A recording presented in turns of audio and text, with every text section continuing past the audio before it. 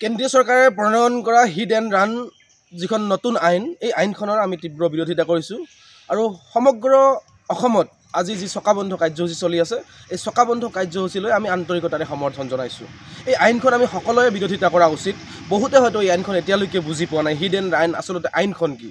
এই আইনখন হ'ল যদিহে আপুনি কেতিয়াবা ক'ৰবাত গৈ থাকোঁতে এক্সিডেণ্ট হয় তেনেহ'লে এক্সিডেণ্ট থলীত আপুনি তাত থাকিব লাগিব, থাকি পেলাই সেই মানুহজনক আপুনি হস্পিটেললৈ লৈ যাব লাগিব আৰু যদি আপুনি তাৰ পৰা পলাই যায় তেনেহ'লে আপোনাৰ 10 লাখ টকাৰ জৰিমনা আৰু 10 বছৰৰ কাৰণে জেল হ'ব পাৰে।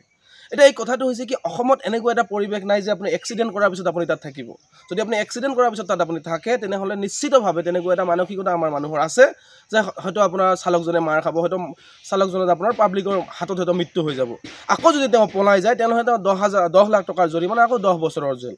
মানে উভয় সংকটত পৰিব চালকজন। আৰু চালকজন মানে আমি কেৱল কমাৰ্চিয়েল গাড়ী চলোৱা চালকজনৰ কথা কোৱা নাই। আমি স্কুটি চলাওঁ, কোনোবাই বাইক চলাওঁ, কোনোবাই অটো টেম্পু চলাওঁ, কোনোবাই ই ৰিক্সা চলাওঁ। আল্টিমেটলি আমি সমগ্ৰ মানুহবিলাকে প্ৰত্যেকজন মানুহে আমি জীৱনত গাড়ী চলাওঁ। আৰু এই কথাটো কেৱল কমাৰ্চিয়েল গাড়ীৰ ক্ষেত্ৰতে নহয়, আপোনাৰ ব্যক্তিগত বাহনৰ ক্ষেত্ৰতো, আপোনাৰ স্কুটিৰ ক্ষেত্ৰত, বাইকৰ ক্ষেত্ৰত সকলোতে প্ৰযোজ্য। এক্সিডেণ্ট হৈ যাব পাৰে কেতিয়াবা, ডাঙৰ কথা নহয়, কিন্তু এই এক্সিডেণ্টৰ কাৰণে যদি মই 10 বছৰ জেল খাব লাগে, স্কুলীয়া ছাত্ৰ এজন স্কুললৈ গৈ থাকোঁতে তেওঁ ক'ৰবাত এক্সিডেণ্ট কৰিলে, এক্সিডেণ্ট কৰাৰ পিছত তেওঁ যদি 10 লাখ টকাৰ আকৌ 10 বছৰ জেল হ'ব লাগে তেনেহ'লে অৱস্থা কি হ'ব মানুহৰ। গতিকে এনেকুৱা ধৰণৰ আইনবিলাক, এইবিলাক অবিবেচকী আইন, এই আইনবিলাক বাতিল হ'ব লাগে আৰু আমি সকলোৱে গাড়ী চলাওঁ, মন্ত্ৰী, MLA, জজ, উকিল, পুলিচ, প্ৰশাসন, আমি সকলোৱে গাড়ী চলাওঁ। গতিকে সকলোৰে ক্ষেত্ৰত এই আইনখন ভয়ংকৰ আইন হ'ব পাৰে। গতিকে সকলোৱে একেমুখে এই আইনখনৰ বিৰোধিতা কৰা উচিত। ধন্যবাদ।